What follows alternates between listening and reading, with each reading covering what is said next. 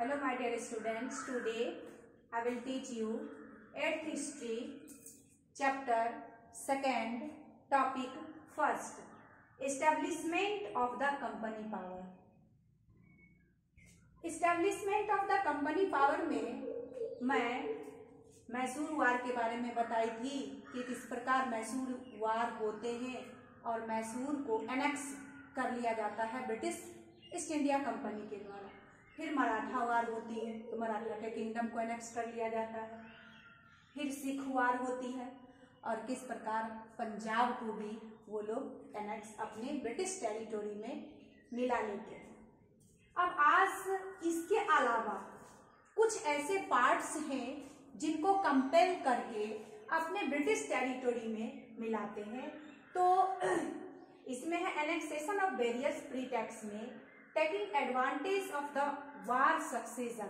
अब इसमें देखेंगे पहला पॉइंट है कि जहां कहीं भी जिस टेरिटोरी में वार सक्सेशन यानी उत्तराधिकारी का जो युद्ध होता है एक दूसरे में भाई भतीजे के बीच में, तो वो युद्ध जहां पे शुरू होती है तो वहां पर अंग्रेज पहुंच करके उस वार सक्सेशन का बेनिफिट उठा करके कुछ ऐसे टेरिटोरीज है जिसको कि अपने किंगडम में मिला लेते हैं, जैसे कि भरतपुर है। 1826 में भरतपुर में सक्सेशन का वार होता है जाट रूलर के बीच में और वे भरतपुर को अपने ब्रिटिश टेरिटोरी में एनेक्स कर लेते हैं। दूसरा है इन्वोकिंग ट्रीटी ऑफ फ्रेंडशिप। कुछ ऐसे टेरिटोरीज हैं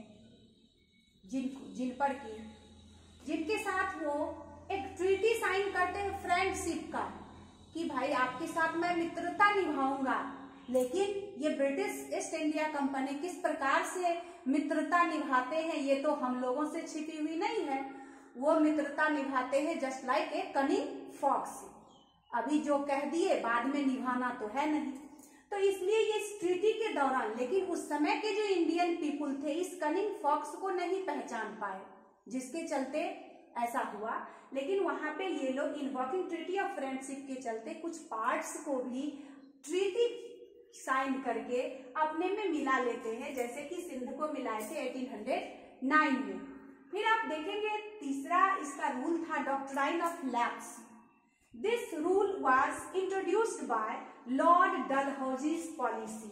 और ये लॉर्ड डलहौजी का ये पॉलिसी था, उस समय गवर्नर जनरल थे ये लॉर्ड डलहौजी। तो इनका ये डॉक्ट्राइन ऑफ लैप्स था। इसका क्या मतलब कंडीशन था, कहा जाता है if the ruler of a dependent state died a natural heir his state automatically lapse to the British company. It means कि अगर किसी भी स्टेट का, किसी भी टेरिटोरी का या किसी भी डिपेंडेंट स्टेट का अगर नेचुरल ईयर यानी कि उसका अपना उत्तराधिकारी अगर मर जाता है, तो आप अगर किसी या वहां के जो इंपरर थे, वहां के जो राजा थे, अगर किन्हीं को एडॉप्ट करते हैं, किन्हीं को गोद लेते हैं, तो उस ईयर को वो मान्यता नहीं देते थे और उस टेरिटोरी को, उस किंगडम को अपने ही ऑटोमेटिकली ये ब्रिटिश कंपनी में मिला लेते थे। तो इसके अनुसार यानी डॉक्ट्राइन ऑफ लैप्स के अनुसार जो भाग ब्रिटिश टेरिटोरी में मिला है, तो सबसे फर्स्ट मिला था सतारा। यानी कि इस रूल के तहत जो पहले फर्स्ट में जिस भाग को वो मिलाए थे ईस्ट इंडिया कंपनी में, वो भाग था आपको सतारा 1848 में। उसके बाद है जयपुर एंड संभलपुर वो 1850 में। फिर है उदयपुर 1852 में, नागपुर 1853 में एंड झांसी 1854 में। तो झांसी जो लक्ष्मीबाई की कहानी है वो हम लोग से छिपी हुई नहीं है। किस प्रकार जब वो एक सन को एडॉप्ट करते हैं तो किस प्रकार उनके दुर्ग को, उनके झांसी के किला को घेर लेते हैं और अंतोगत्ता वहां से झांसी छोड़ करके महारानी लक्ष्मीबाई को वहां से निकलना पड़ा। तो इस प्रकार हम देखते हैं कि डॉक्ट्राइन ऑफ लैप्स के तहत बहुत सारे पार्ट हैं जिसको कि कंपेल करके ब्रिटिश ईस्ट इंडिया कंपनी अपने में मिला लेते हैं। फिर आप एक और आगे है subsidiary alliance. This rule was introduced by Lord Wellesley. Lord Wellesley के द्वारा ये सब्सिडरी अलायंस निकाला गया था। तो इसके कंडीशंस क्या क्या थे? तो the company would provide military assistance to the Indian state which signed this treaty, यानी कि सब्सिडरी अलायंस के तहत जो भी ट्रीटी साइन करते हैं उनको British East India Company military प्रदान करेंगे। It means military assistance to the Indian state को मिलिट्री असिस्टेंस गिव अप करेंगे। अब इसमें है कि the Indian state did not have the right to keep a separate army of its own, और इस रूल के तहत उनको बताया गया कि आप अपने स्टेट में, अपने टेरिटोरी में अपना खुद का आर्मी, जो सेपरेट आर्मी होता है अपने देखरेख के लिए या किसी भी नए टेरिटोरी पर कंक्वर करने के लिए, अटैक करने के लिए, वो आप नहीं रख सकते हैं।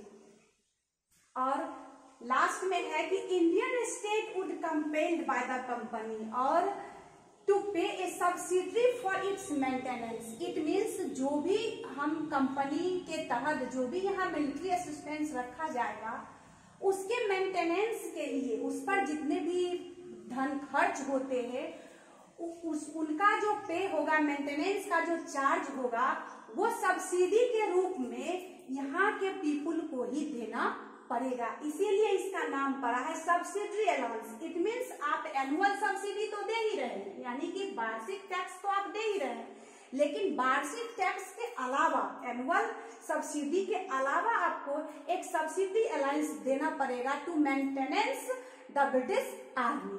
जो ब्रिटिश आर्मी जो आर्मी को रखे हुए हैं, उस आर्मी के मेंटेनेंस के लिए ये सब्सिडी अलाउंस आपको देना पड़ेगा। इसके अनुसार भी बहुत ऐसे पार्ट हैं जिनको कि अपने में मिला लिया जाता है।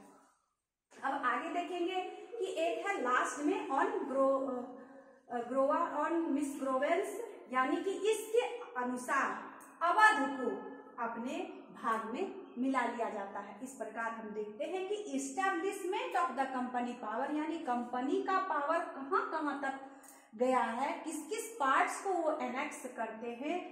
तो ये सारे चीज इस टॉपिक में हम पढ़े। नेक्स्ट वीडियो में सेकेंड चैप्टर का सेकेंड टॉपिक मैं स्टार्ट करूंगी। धन्यवाद।